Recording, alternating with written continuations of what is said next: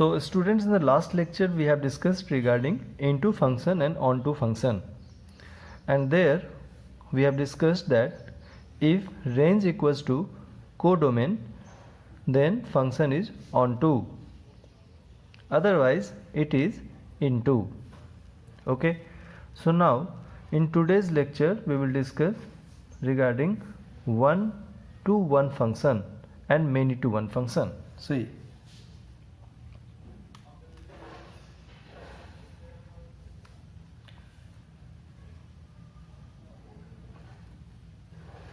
this is called as one to one function और simply one one function. ठीक है, इसको सिंपली आप वन टू वन या वन वन फंक्शन हम लोग बोलते हैं. ये क्या होता है, तो देखो पहले इसको समझ लें. ये फिर से हमारे पास दो सेट हैं, two non empty sets A and B, and we are going to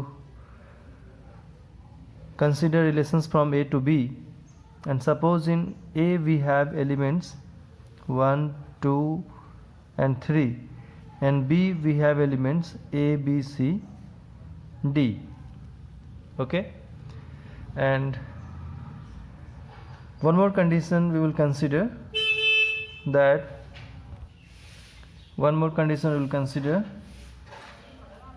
A, B, here entries are 1, 2, 3 and here entries are A, B, C. This is case 2 and this is case 1. ठीक है, दो case लिया. अब देखो इसमें element को इस तरीके से कोरिलेट करते हैं, और यहाँ पर हमने एलिमेंट्स को इस तरीके से कोरिलेट किया है. We can see very clearly that 1 is relation with A, only one relation. 2 is relation with C, only one relation, and 3 is relation with B, only one relation. So this is a function, no doubt, because each element of set A has only one relation in set B. Here also 1 is only one relation with 2 having only one relation and 3 having one relation. So this is also a function. ये भी function है और ये भी function है. अब ये इसमें नई बात क्या है, फंक्शन तो इससे पहले भी आपने कई बार देखा है, फंक्शन देखा है, onto function, into function देखा है. इसमें नया क्या है, तो आप इसमें अगर ध्यान से देखें तो हमें ये समझ में आएगा कि each and every element of set A has one relation. ये तो सही है, बट डिस्टिंक्ट रिलेशन है. ठीक है, तो क्या देखा यहाँ पर, one and only one relation तो है, but each and every element has distinct relation, अलग अलग रिलेशन है. यही खास बात है यहाँ पर. 1 का रिलेशन A से है, तो 2 का C से है, तो 3 का B से है. तीनों के ही अलग अलग रिलेशन है, डिस्टिंक्ट रिलेशन, अलग अलग. यहाँ पर भी आप देखो तो 1 का रिलेशन A से है, तो 2 का C से है, तो 3 का B से है. किसी का भी कोई मतलब कॉमन रिलेशन नहीं है. जैसे 1 का ए से तो 2 का भी ए से नहीं है, सभी के अलग अलग रिलेशन. तो अगर ऐसा कोई फंक्शन है जिसमें सभी के अलग अलग इमेज बन रहे हो, 1 का इमेज ए है, 2 का इमेज सी है, 3 का इमेज बी है, डिस्टिंक्ट इमेज बन रहा हो each and every element of set A का, तो उसे हम लोग 1 to 1 फंक्शन बोलते हैं. बात समझ में आ रही है. So we will write here, if our function is A to B and each and every element of A, each and every element of A has its distinct image,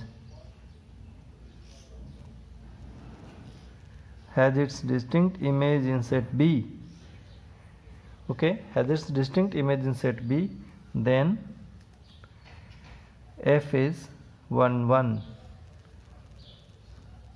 function. Then this f is known as 1 to 1 function. Okay, अच्छा, तुम्हारे दिमाग में confusion हो सकता है कि थोड़ा ये डिस्टिंक्ट इमेज क्या, कुछ ये क्लियर समझ में नहीं आ रहा है. तो देखो एक केस आप यहाँ पर लेके देखोगे ना अभी, तो अभी तुम्हें डिफरेंस पता लगेगा। मान लो मैंने 1 को ए से कोरिलेट किया, 2 को बी से और 3 को भी बी से कोरिलेट कर दिया। तो अभी इस केस में ईच एंड एवरी एलिमेंट के डिस्टिंक्ट इमेज फॉर्म नहीं हो रहा है। 1 का इमेज ए है, 2 का इमेज बी है और 3 का इमेज भी बी है। ये फंक्शन तो है नो डाउट, क्योंकि इसके भी 1 रिलेशन, इसके भी 1 रिलेशन और इसके भी 1 रिलेशन है। ये फंक्शन तो है, बट इमेज डिस्टिंक्ट नहीं है। 1 का इमेज ए है, 2 का बी है और 3 का बी है, तो 2 और 3 के तो कॉमन इमेज बन गए। तो यही फ़र्क है डिस्टिंक्ट इमेज और नॉट डिस्टिंक्ट इमेज के बीच। इन दोनों केस में डिस्टिंक्ट इमेज बन रहा है। 1 का इमेज ए है, 2 का इमेज सी है और 3 का इमेज बी है, तो तीनों के अलग अलग इमेज बने, 1 का ए, 2 का सी और 3 का बी। डिस्टिंक्ट इमेज है, जबकि यहाँ पर इमेज डिस्टिंक्ट नहीं है। यहाँ पर भी डिस्टिंक्ट इमेज है, 1 का ए, 2 का सी, 3 का बी, बट यहाँ पर 1 का तो ए है, ठीक है, पर 2 और 3 के कॉमन इमेज बन गए। सभी के डिस्टिंक्ट बनने चाहिए, सिर्फ एक एलिमेंट या 2 एलिमेंट के नहीं। जितने भी एलिमेंट्स हैं इन डोमेन सेट, मान लो ये ए हमने लिया, अगर ए डोमेन सेट है तो each and every element has its distinct image in set B, तो हम फंक्शन को 1 to 1 फंक्शन बोलेंगे। If F is A to B and each and every element of A has its distinct image in set B, then F is 1 to 1 function. बात समझ में आ गई? अब आगे समझते हैं। देखो ये फंक्शन 1 to 1 तो है, बट 1 to 1 के साथ कुछ और भी दिख रहा है जो तुम पहले पढ़ चुके हो। क्या दिख रहा है बताओ? देखो इसमें एक एलिमेंट डी है जिसका कोई प्री इमेज नहीं है, इसका कोई प्री इमेज नहीं है। तो हमने पहले जो कंसेप्ट पढ़ रखा है इनटू और ऑनटू फंक्शन के बारे में, कि अगर हमें कोडोमेन सेट में या सेट बी में या राइट सेट में ए टू बी कोई फंक्शन है, तो सेट बी में ऐसा कोई एलिमेंट है जिसका कोई प्री इमेज नहीं हो, तो उसको हम लोग इनटू फंक्शन भी बोलते हैं। अगर राइट सेट में सभी एलिमेंट्स का कुछ ना कुछ प्री इमेज है, तो उसको हम लोग ऑनटू फंक्शन बोलते हैं। तो इस फंक्शन को अगर हम पहले वाले कंसेप्ट से मिला के देखें तो इसका कंप्लीट नेम क्या लिखा जा सकता है? अभी तुमने 1 1 फंक्शन सीखा है आज, अब पहले वाले इनटू और ऑनटू से मिला करके आप देखें तो इस केस 1 का नेम हम लिख सकते हैं 1 1 into 1 1 into function, 1 1 into function. बात समझ में आ गई? जब आपने 1 1 फंक्शन समझ लिया, अब इसके बाद इसका कंप्लीट नेम हम लोग लिखेंगे, this is 1 1 function as well as into function. तो 1 1 इंटू फंक्शन। तो केस 2 के बारे में सोचो, इसका कंप्लीट नेम क्या हो सकता है? ये 1 1 फंक्शन तो है, डिस्टिंक्ट इमेज बन रहा है इसकी वजह से, and apart from this each and every element of set B has its pre image. सभी एलिमेंट्स का प्री इमेज है, तो इसको ऑन टू फंक्शन भी बोलेंगे। तो इसका नाम हम लोग लिख सकते हैं complete naming 1 1 onto function, 1 1 onto function. अब आप सोचोगे कि ये इस तरह के सिचुएशंस तो हमने पहले भी फिगर में देखा था इनटू और ऑन टू फंक्शन डिस्कस करते समय, तो उस समय कंप्लीट नेम क्यों नहीं लिखा? क्योंकि उस समय तो तुम सिर्फ 2 ही फंक्शन जानते थे, इनटू फंक्शन और ऑन टू फंक्शन। 1 1 फंक्शन के बारे में तुम्हारे पास कोई आइडिया ही नहीं था। अब जब हम लोग 1 to 1 फंक्शन समझ चुके हैं तो हम लोग कंप्लीट नेम लिख सकते हैं। तो इसका कंप्लीट नेम हुआ 1 1 इंटू फंक्शन और इसका कंप्लीट नेम हुआ 1 1 ऑन टू फंक्शन। ओके, अब आगे समझते हैं। अब आगे क्या समझेंगे? तो मान लो हमारे दिमाग में एक क्वेश्चन आएगा, अगर डिस्टिंक्ट इमेज नहीं हो तो उस फंक्शन को क्या बोलेंगे? तो मान लो जैसे मैंने एक से एक यहाँ पर एग्जांपल लिया था कि अगर डिस्टिंक्ट इमेज नहीं फॉर्म हो रहा है, फिर से कुछ केसेस लिख लेते हैं यहाँ पर 1 2 3 ए बी, एक और नाम ले लो से, चलो यही केस ले लिए 1 2 3 ए बी,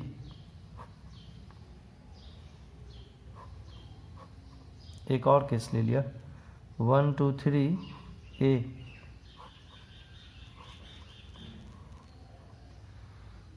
ठीक है ना? चलो इसमें कुछ और एंट्री दिखाते हैं। एक और केस ले लिया 1 2 3 ए बी, ठीक है। तो हमने कई सारे केसेस लिए हैं, इन सब में आप देखो ये सब ए टू बी मैंने अलग अलग केस यहाँ पर फ्रेम किया है समझने के लिए। A to B, these are all different cases. अब आप अगर इस केस पर देखो तो क्या डिस्टिंक्ट इमेज फॉर्म हो रहा है। सबसे पहली बात 1 का इमेज ए है तो 2 का इमेज बी और 3 का इमेज भी बी है, तो डिस्टिंक्ट इमेज तो फॉर्म नहीं हुआ। Each and every element of set ए के डिस्टिंक्ट इमेज फॉर्म नहीं हुए, सिर्फ 1 का अलग है इमेज ए और 2 और 3 के कॉमन इमेज आ रहे हैं। फंक्शन तो ये है क्योंकि इसका 1 रिलेशन, इसका 1 रिलेशन और इसका 1 रिलेशन, फंक्शन ये भी है, इसका 1 रिलेशन, इसका 1 रिलेशन, इसका 1 फंक्शन ये भी है, इसका 1 रिलेशन, इसका 1 रिलेशन और 3 का भी 1 ही रिलेशन है, इसलिए फंक्शन है। 1 का भी एक ही रिलेशन है बी के साथ, 2 का भी 1 रिलेशन है और 3 का भी 1 रिलेशन है, तो फंक्शन तो ये है। तो फंक्शन तो चारों ही का चारों है, ऑल 4 आर फंक्शंस। अब आगे स्टडी करते हैं। तो इसमें डिस्टिंक्ट इमेज फॉर्म नहीं हो रहा है, 2 और 3 के कॉमन इमेज बन रहे हैं, तो ये फंक्शन 1 to 1 फंक्शन तो नहीं हो पाएगा ना, क्योंकि डिस्टिंक्ट इमेज फॉर्म नहीं हुआ।